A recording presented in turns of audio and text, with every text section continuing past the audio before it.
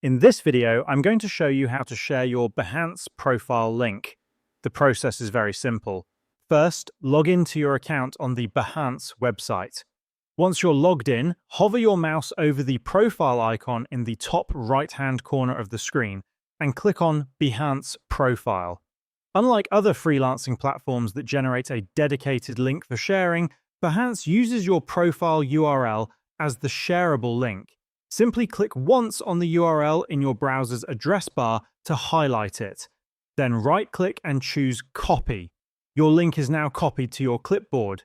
If you open another browser or a private window where you are not signed into your account and paste the link, you'll see that your profile is publicly viewable.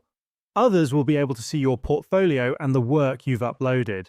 If you'd like to shorten your URL for easier sharing, open a new browser tab and search for URL shortener.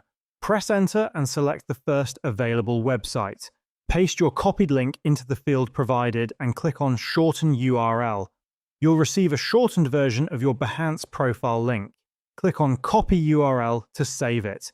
Again, if you paste this shortened link into a new browser, your profile and all your work will still be visible. And that's how you can share your Behance profile link.